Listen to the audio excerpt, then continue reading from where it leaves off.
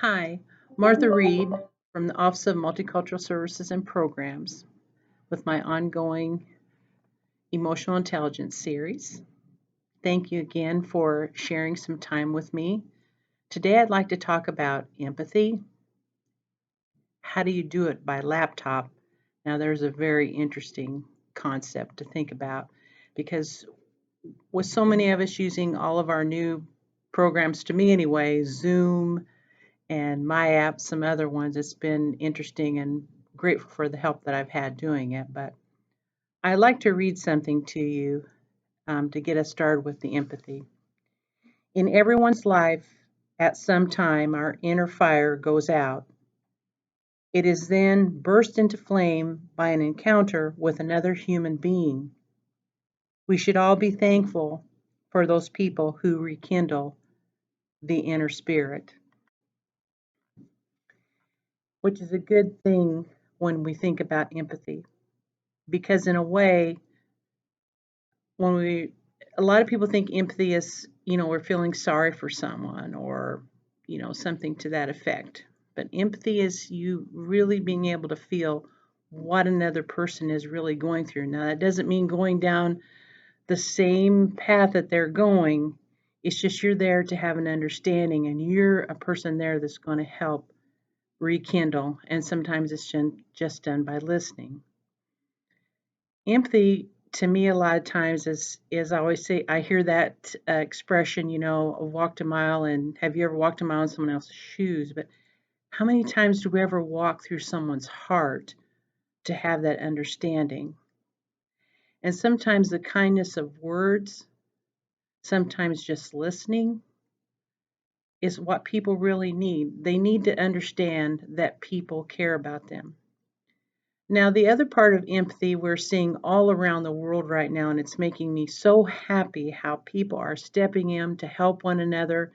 You see the person that delivers the newspaper that, has now getting groceries for other people.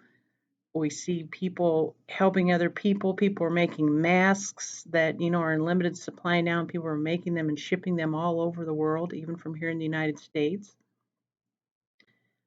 Empathy can also mean when we're looking at the world and through wildlife, because my mentor, Dr. Hank, had a video once on his Facebook that showed these gentlemen had stopped. There was a mother duck just going back and forth over this crate, and her babies had gotten in this water duck under the street, and these men stopped help to pick out all of her babies to get them back to her.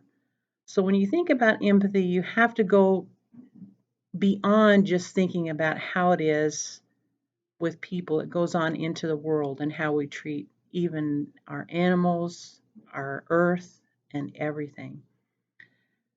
How do we do that? Well, I'm doing it right now. Because the blessing of the internet and all of these programs now, we can still be empathetic for other people. We can still make sure that people know that we care about them.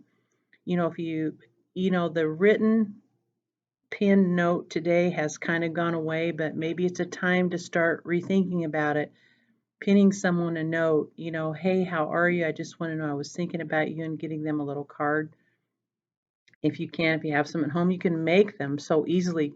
You can even send cards, as you well know, over um, the internet now. So there's so many different ways that you can reach out to people and let them know that you care.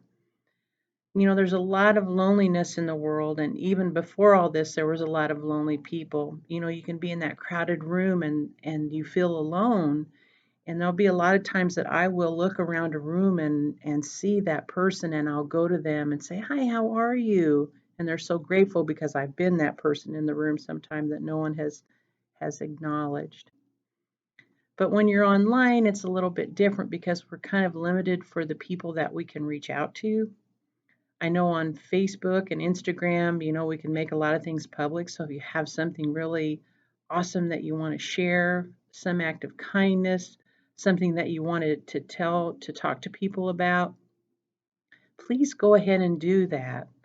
This morning we did a video here at the Indiana State University Recycle Center on the Environment Knows No Culture and got together with a group of people, to share the message, that the earth needs our empathy. It really does if you think about it when you look at those types of messages to send out. But don't be afraid to reach out to people and tell them I'm here. I can listen. We can't solve everyone's problems. That's not our goal in life because we can't do that. But many times a person just needs to listen, someone to listen to them. And that is the biggest empathy that you can do. Or you see somebody, when you get back to school or you go to the grocery store. I don't know how many times now I've been to the store and I must have that friendly look on my face that says, hey, can you help me get this can down? It's a person that can't reach something and they'll come and ask you because you have that type of face. These are all just little tiny empathies that you can do. So it's not just about feeling what someone else is feeling, but it's acts of what you can do to help them. Now, I really enjoyed whenever the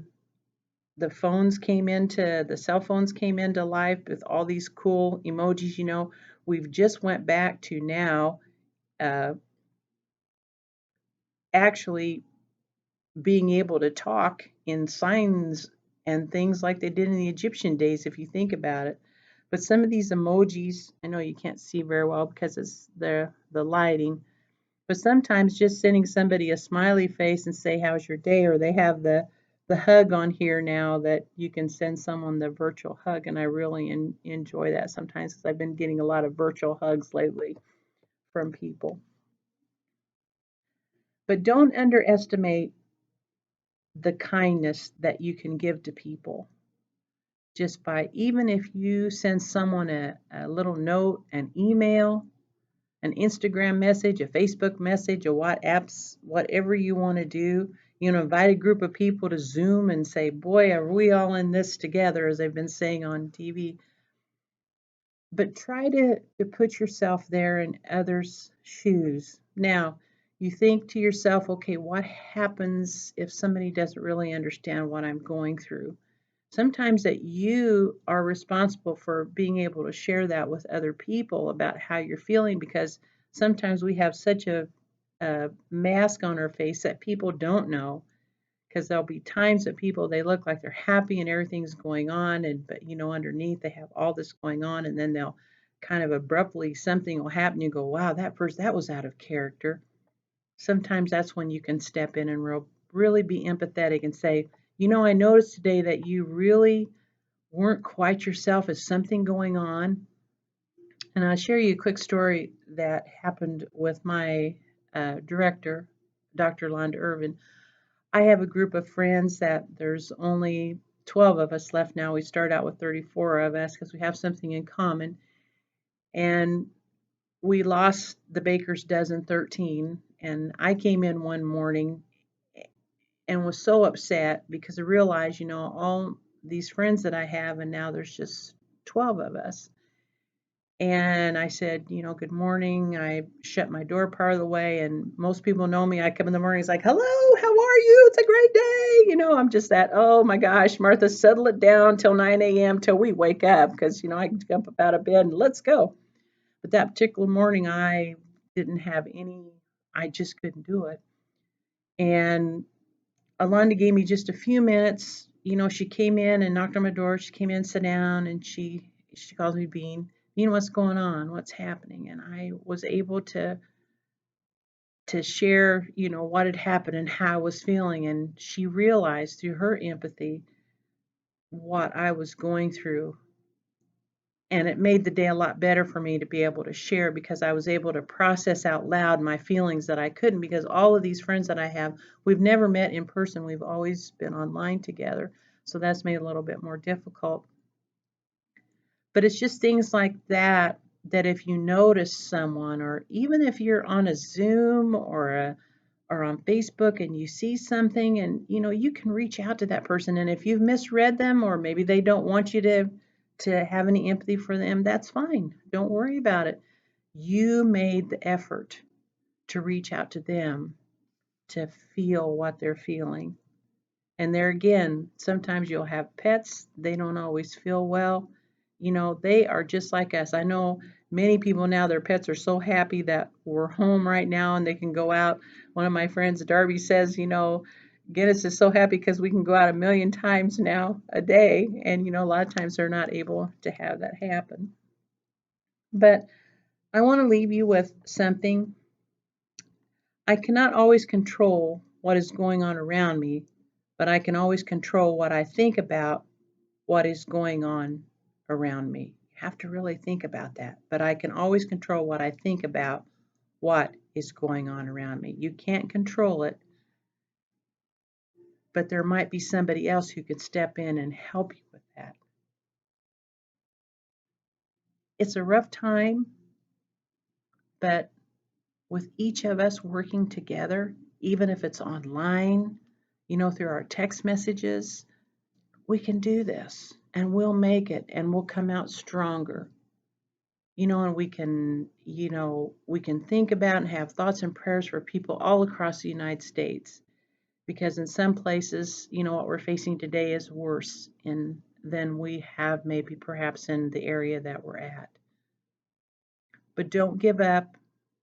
We were going to win this, and we have to have that empathetic heart. We have to be able to reach out to people and let them know we care. And now's the time more than ever to reach out to someone. If you have a neighbor, if you have a friend, don that mask, get those gloves on, and go out and do what you can to help others. Because that kindness, that outreach, it's all part of the empathy that a lot of people don't think about. That loneliness sets in, if you have an older neighbor or if you have a student, that's struggling, pick up the cell phone, or if you still have an old landline phone, call them and email them, reach out to them and let them know that you really care. It's not that difficult. Empathy is not that difficult, because a lot of times it's going to be about just listening and listening with your heart and knowing what that other person is going through. That's all it is. It's that easy. And to bring some joy and laughter and happiness into others' lives, that's what's important in this life.